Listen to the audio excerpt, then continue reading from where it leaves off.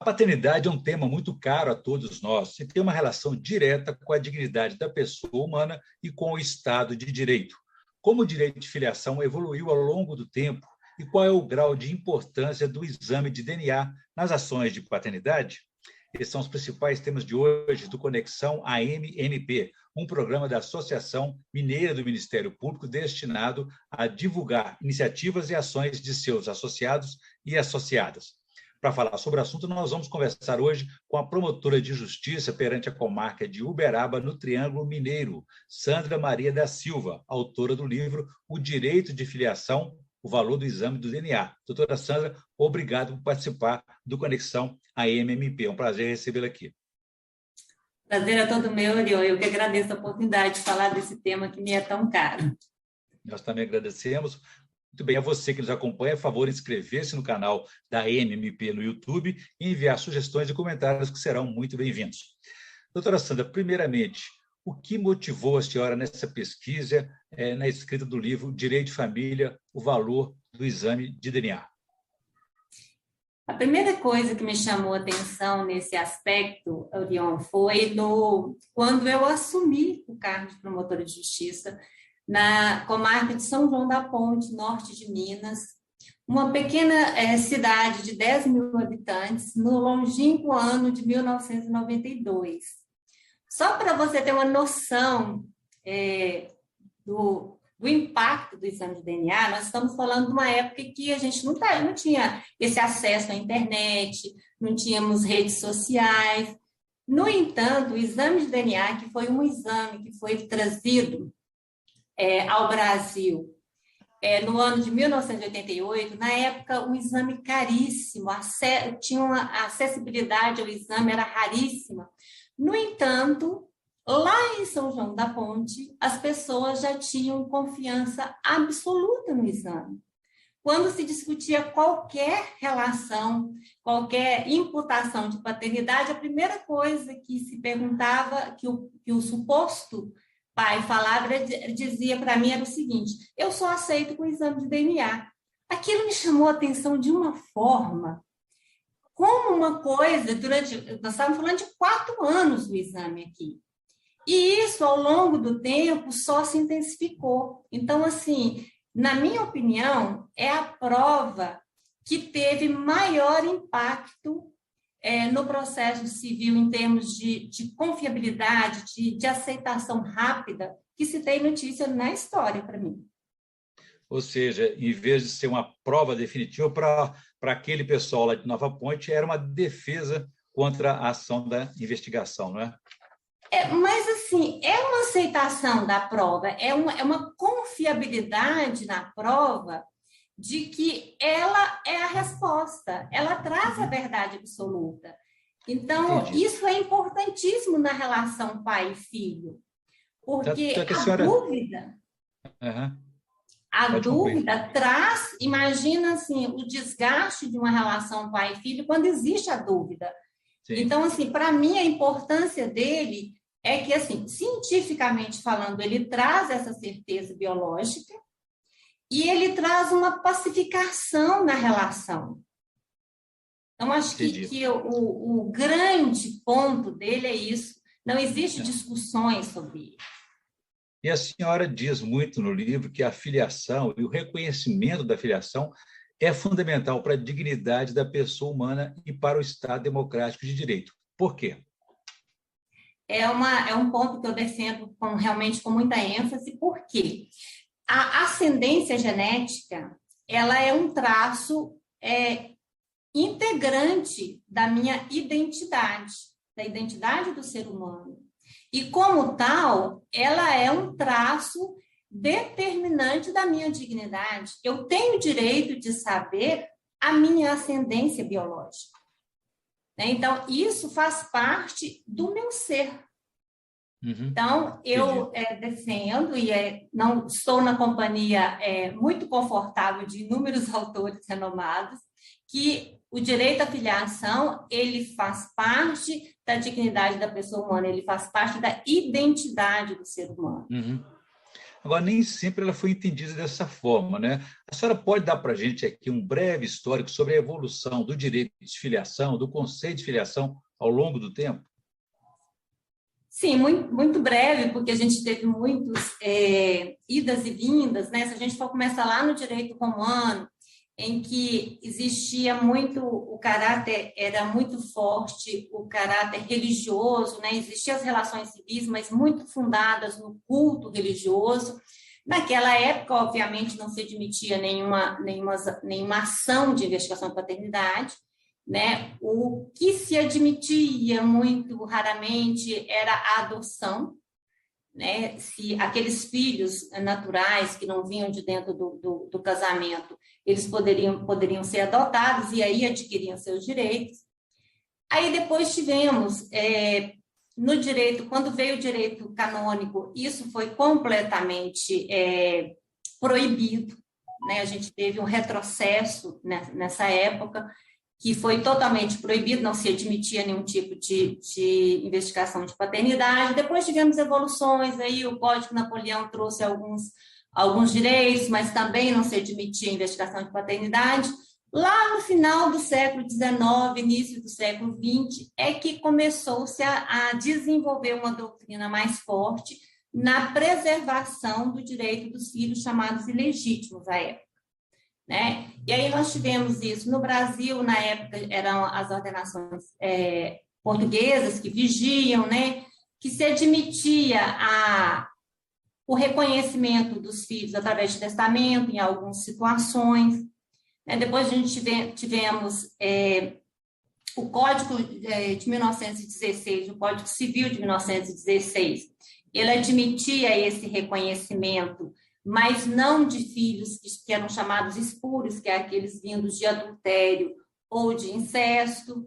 Aí tivemos a evolução disso no decorrer do desenvolvimento mesmo, acho que, da sociedade, né? A Constituição de 37 já facilitou essa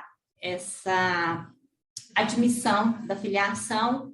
Aí tivemos um grande marco, que foi a Lei do Divórcio, já em 1973, e finalmente chegamos na Constituição de 1988, em que aí realmente se extinguiu a palavra de filho ilegítimo. Filho é filho, independente de onde ele está vindo.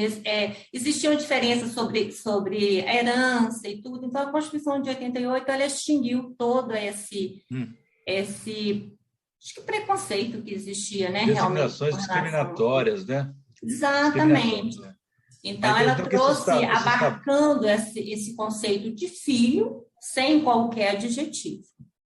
Então, que esses tabus, como filiação, então, ilegítima, casamento homoafetivo, isso está proibido hoje. É uma designação discriminatória. Exatamente. Então, assim, especialmente com relação aos filhos, a gente não existe isso. Desde 88, a gente já tem isso na nossa legislação de forma muito sedimentada. Né? E acho que todos esses adjetivos, eles trazem, né, um caráter de discriminação mesmo, né? Que não é o que a gente deve buscar. A senhora recorre também muito no conceito de família, né, que mudou ao longo do tempo, mas, por outro lado, manteve-se como núcleo importante para a sociedade, né? Desde a antiguidade, a família é o cerne, né, da sociedade. Isso, como você diz, os conceitos do que é família, eles foram se desenvolvendo ao longo do tempo, né? Mas independente de como ela é vista, eu acho que a ideia de que ela é a base da sociedade, e a base mesmo, né? Porque é a partir da família que a sociedade se propaga, né? Que desde os primórdios foi assim. Uhum. E hoje em dia a gente tem um conceito muito amplo de família, né? Aí temos aí as paternidades socioafetivas e tudo, e a família considerada de um conceito muito, muito amplo e acolhedor.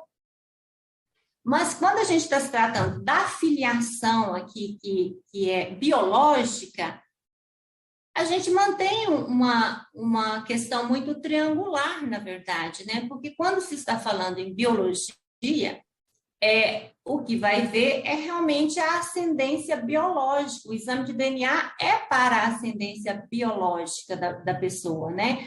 Não se pode deixar de mencionar aqui a importância da paternidade afetiva, né? Acho que uma grande conquista que tivemos aqui na evolução da sociedade mesmo, a paternidade afetiva, mas ela tem um outro, digamos, enfoque, né? Não especificamente na questão do exame de DNA. Entendi. Doutora Sandra, a ação de paternidade ela é imprescritível, né? Ou não? Qual a importância disso? Sim, isso é estipulado expressamente no ECA, né? No Estatuto da Criança e do Adolescente, no artigo 27, ele traz isso de forma expressa. E realmente, né, é um direito fundamental que ele não pode deixar de ser reconhecido em momento algum. Existe até uma discussão muito interessante com relação a isso aí, que é até um pouco mais abrangente com relação ao exame de DNA, é que muitos autores admitem, inclusive, a possibilidade de revisões de ações já decididas sem o exame de DNA, né? Que com o uso da tecnologia, poderia se rever decisões já transitadas em julgados. É uma discussão muito interessante com relação ao exame de DNA. O princípio da que você né? Gente, só um minutinho. Orion, eu acho que a sua internet falhou um pouquinho. Deu uma falha, eu não consegui ouvir. Orion, acho que a sua internet... Você consegue ouvir a gente? Acho que ele saiu para tentar entrar de novo.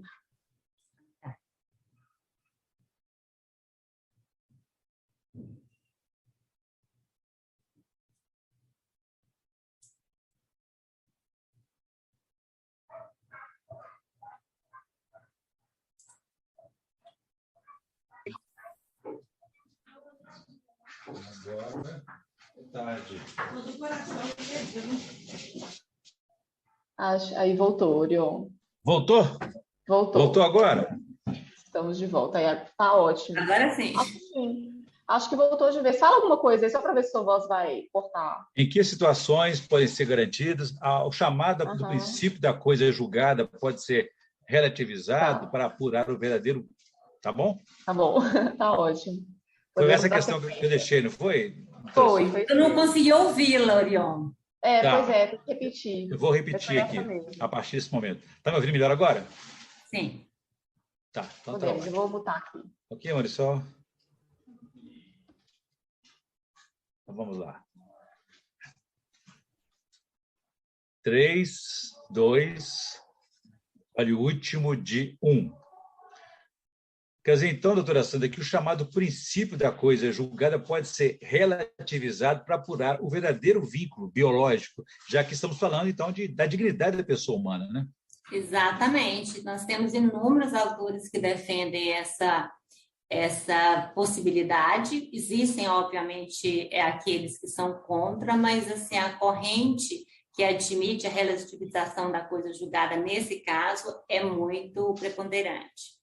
Sim. E, se me permite a minha humilde opinião, acho que se temos a possibilidade de termos a verdade, né, não há porque um princípio, porque a coisa julgada, embora ela seja garantida na Constituição Federal, ela é basicamente um princípio processual, né? Óbvio, muito importante para a pacificação, né, dos litígios, a pacificação social.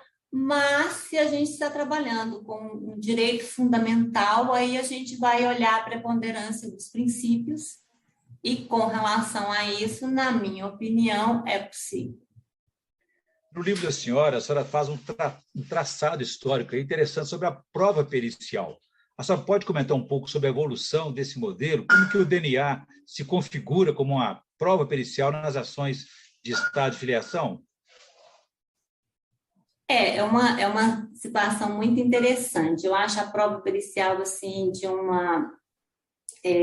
enfoque muito interessante. Primeiro, assim, acho que a gente está falando não só para os adeptos ao direito, mas a prova pericial é a possibilidade do juiz chamar um especialista no fato para lhe dar suporte, né? O juiz, ele sabe muito, mas ele não sabe tudo. Então, existem coisas específicas em que ele pede a um especialista, a um expert, que lhe façam uma avaliação técnica de um fato específico.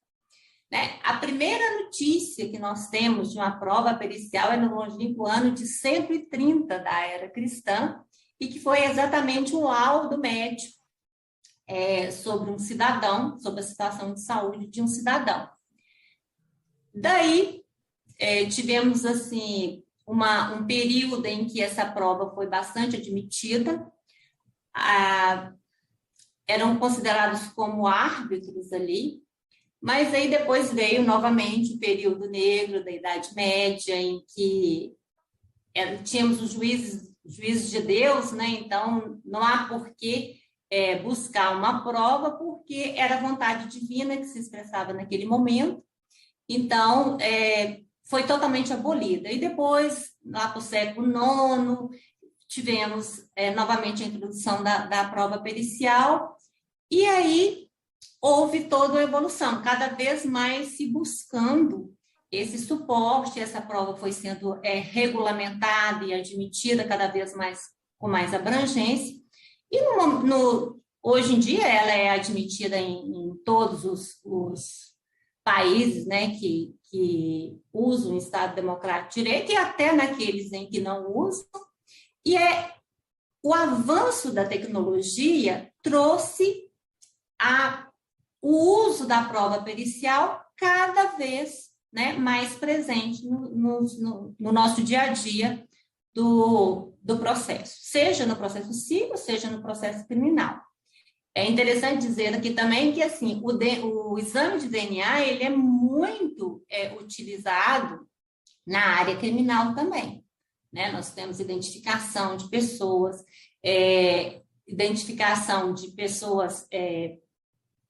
tivemos, por exemplo, um caso de Brumadinho, né? O que se usava para identificar as pessoas. Agora, em Petrópolis, né? Muitos casos em que ele é usado em larga escala, no sentido de identificação.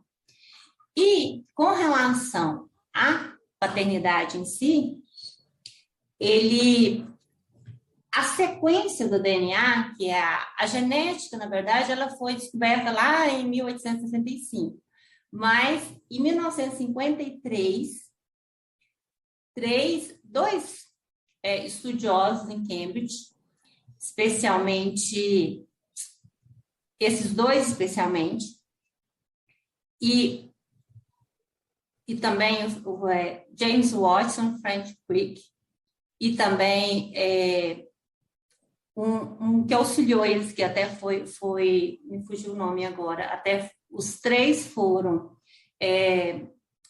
receber o Prêmio Nobel de Medicina e Fisiologia pela descoberta da sequência do DNA, que é aquele alelo que a gente vê nas figuras dele, porque já existia a descoberta do DNA, mas não se sabia a sua sequência.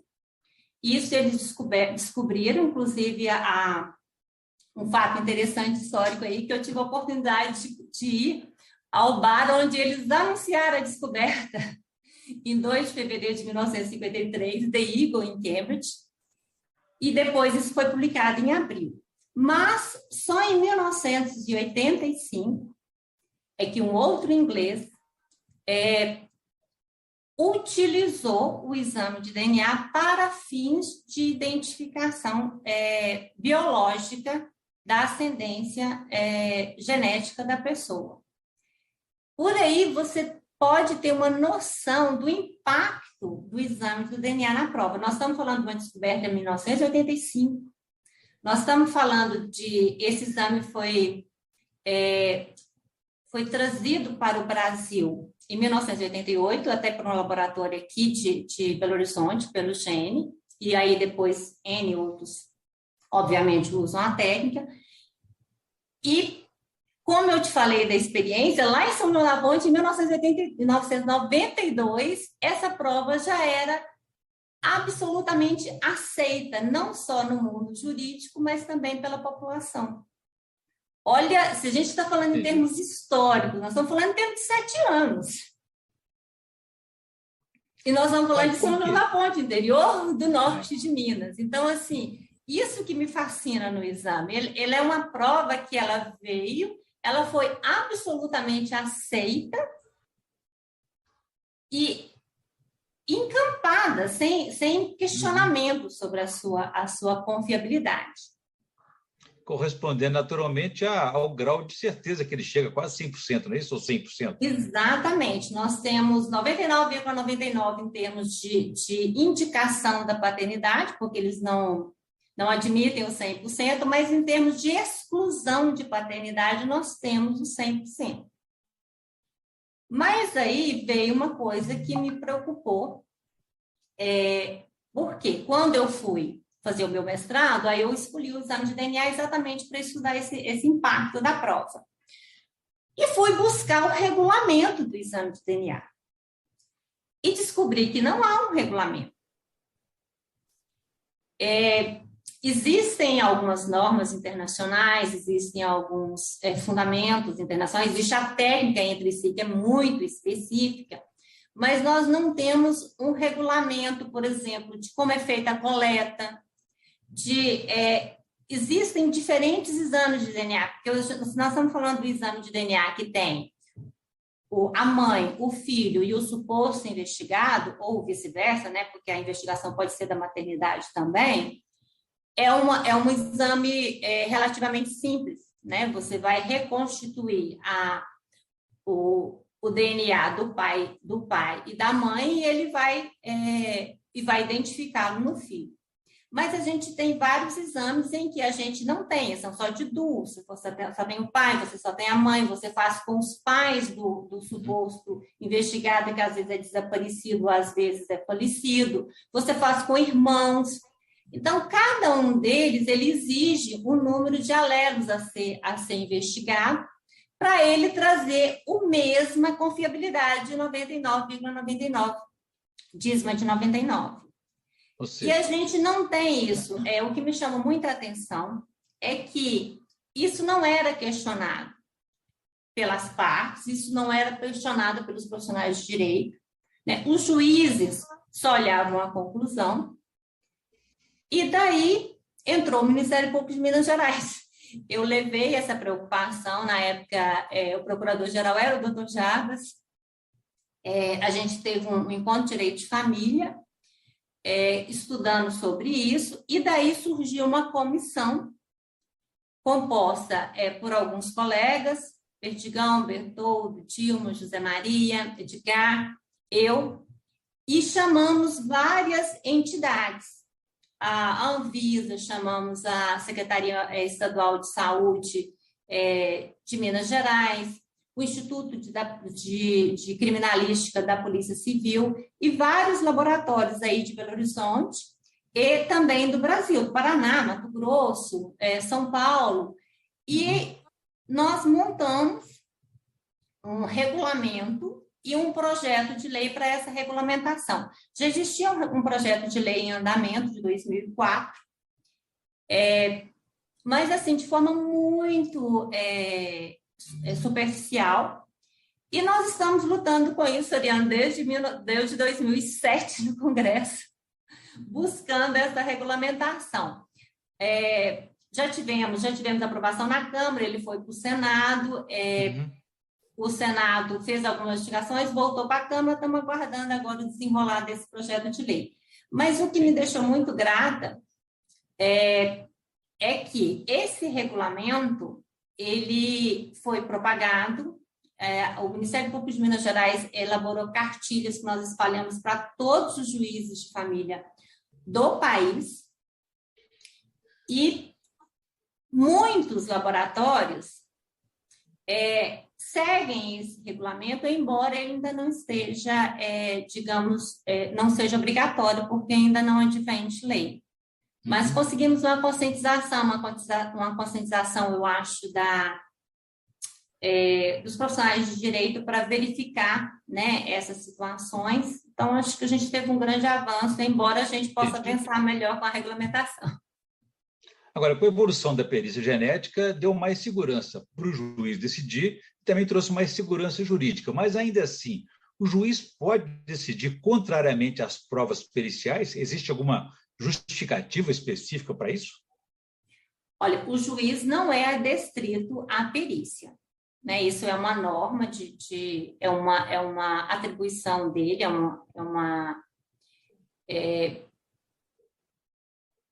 faz parte do cargo dele, ele tem a palavra em última instância. Hoje em dia, assim, eu não vejo nenhum julgado contra. E hoje em dia, eu trabalho na vara de família, posso lhe dizer que acho que praticamente 100% das ações de filiação são feitas com o DNA, porque o DNA hoje em dia o exame é muito acessível, né? Teve uma redução de custo, assim, absurda, né? Pelo número também de que é feito, pela inúmeros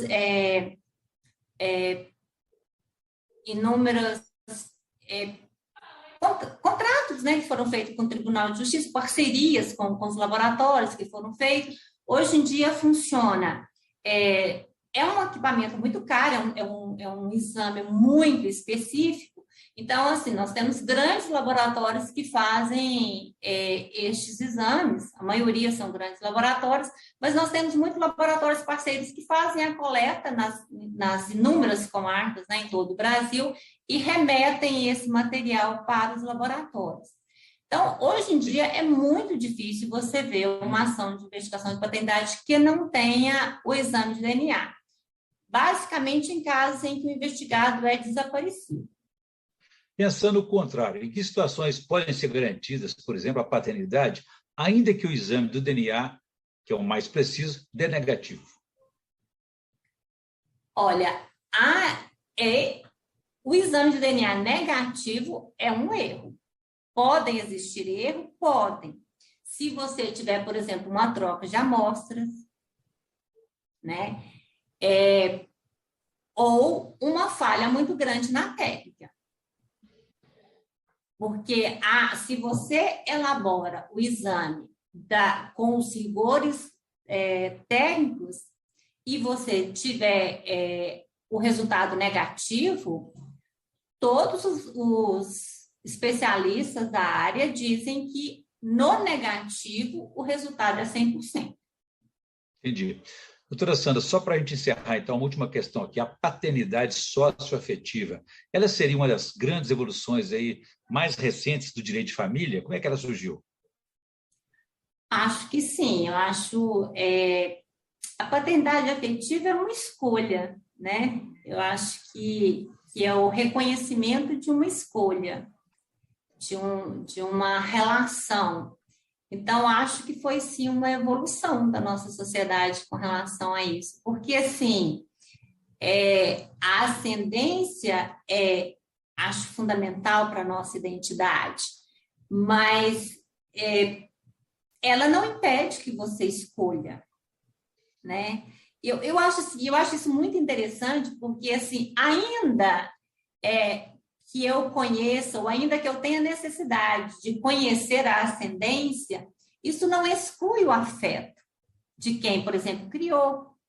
Né? Uma coisa não exclui a outra. Uhum. Né? Eu acho muito interessante essa questão agora do direito de família, da junção, né?